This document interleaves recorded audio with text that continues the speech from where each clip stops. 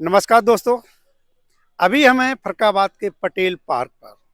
आज हमारे साथ फरक्काबाद की टीम आज़ाद समाज पार्टी और भीम आर्मी की टीम है और हमारे साथ एक बहुत चर्चित चेहरा अतुल कठेरिया का है, जो हर समय सुर्खियों में बने रहते हैं और यहाँ तक लोग कहते हैं कि आज़ाद समाज पार्टी और भीम आर्मी के दबंग और युवा नेता हैं।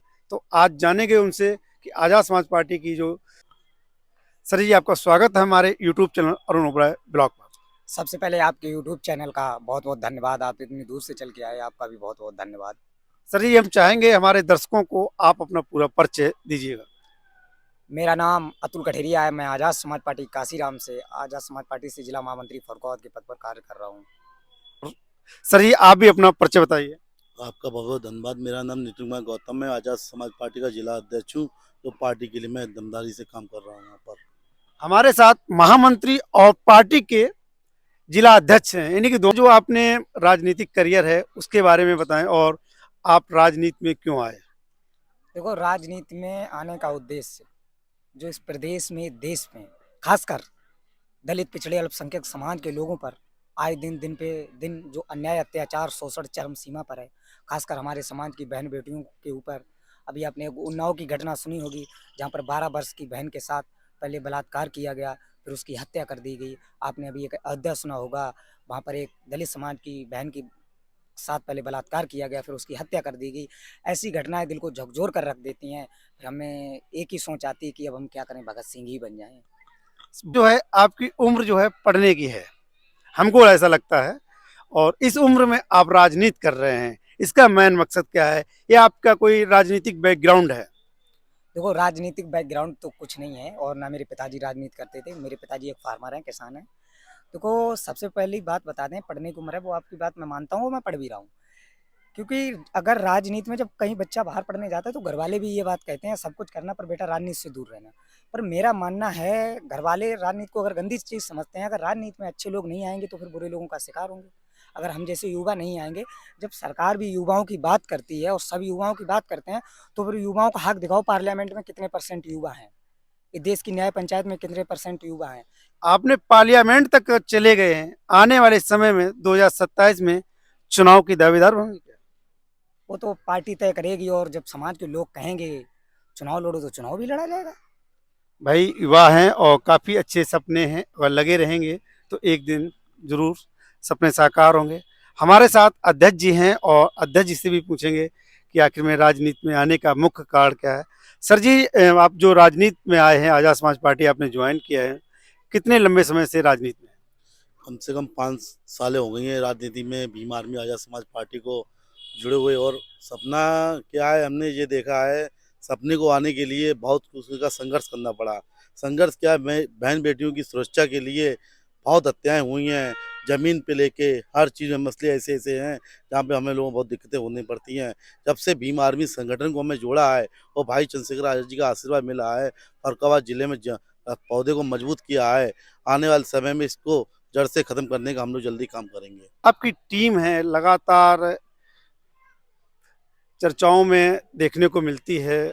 आप जो है किस प्रकार से काम करना चाहते हैं? यहाँ पर 2027 का जो चुनाव होगा उसको लेकर क्या तैयारियां हैं? और अभी मेरा बूथ सेक्टर बूथ पे कमेटी में बराबर काम चल रहा है। और जो ऊपर से माननीय सुनील चित्तौड़ जी का जो आदेश मिला है, राम गोपाल बाबू जी का आदेश मिला है, बराबर क्षेत्रों में मीटिंग लग रही है। बराबर हम भी 15-16 मीटिंग कर रहे हैं और बूथ सेक्टर पे बराबर काम हम लोग कर रहे हैं और जल्दी से जल्दी उसको भी कंप्लीट फरवरी तक निपटा देंगे हम लोग।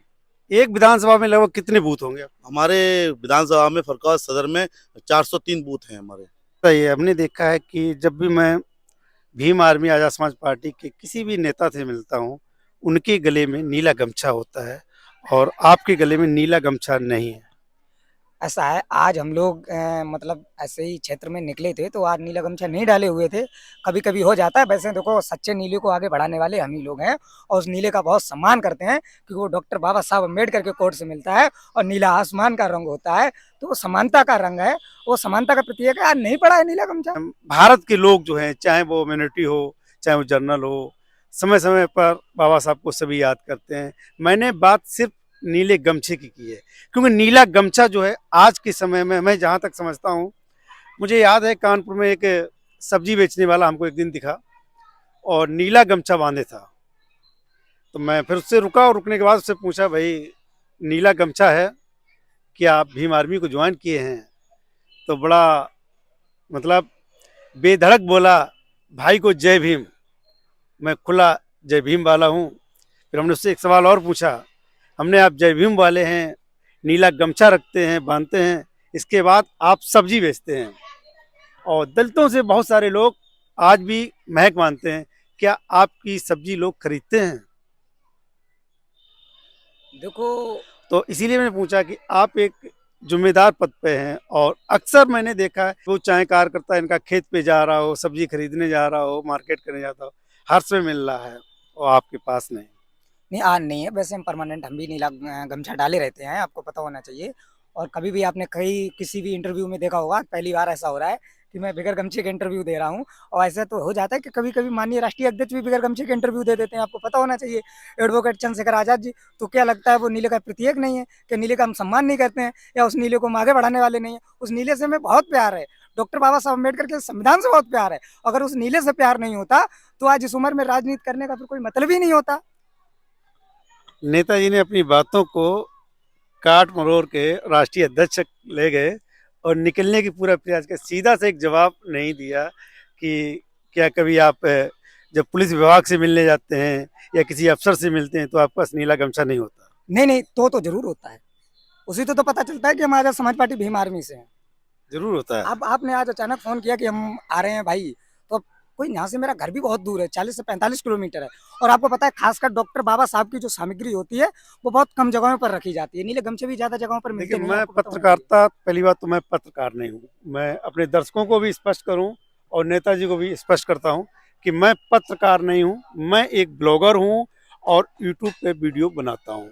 मैं सिर्फ लोगों को जागरूक करता हूँ और लोगों तक अपनी बात या सामाजिक चीज़ों को पहुँचाता हूँ।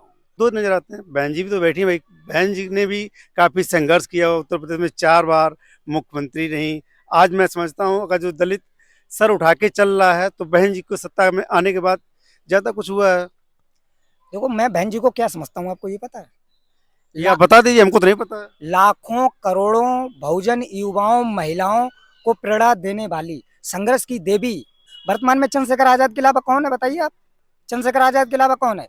जब दलित समाज के लोग काटे जाते हैं, मारे जाते हैं, गाजर मूली के तरीका काटे जाते हैं, जहाँ परिवारवाद की राजनीति स्थापित हो रही है, आज तक आपको पता है बहुजन मूवमेंट का आंदोलन किसी परिवार के व्यक्ति ने आगे बढ़ा पाया? भाई साहब बताइए आप। बहुजन मूवमेंट का जो आंदोलन है उससे कोई परिवार का व्यक्ति आगे बढ़ा सकता है? वो आज परिवारवाद की राजनीति कर रहे हैं। मानवीय काशीराम साहब का असली उत्तराधिकारी कौन है, आप बताइए? बताइए, आप बताइए।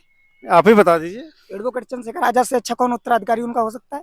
और इस आंदोलन को सबसे पहले पता है किसने चलाया? ज्योतिबा फूले ने चलाया।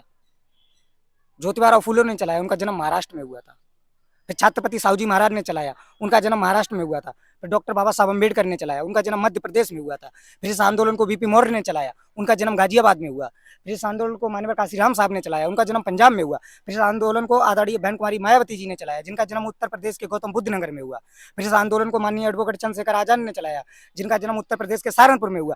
जितने लोगों ने इस बहुजन मूवमेंट के आंदोलन को चलाया है, इनका दूर दूर तक तो आपको लगता है क्या कोई परिवार से लेना देना है?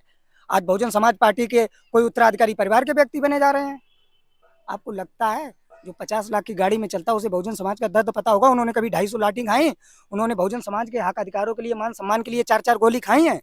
लग रहा है आपने भी लाठियां खाई हैं। नहीं, सब कुछ हुआ है, लाठियां खाई हैं, मुकदमे लगवाए हैं, जेल गए, हुआ क्या नहीं है? अभी क्रीमी लेयर के आंदोलन में एक एक व्यक्ति पे, हमारे 42 लोगों पे 5-5 धाराओं में मुकदमा लिखे गए हैं, इसी फर्रुखाबाद में।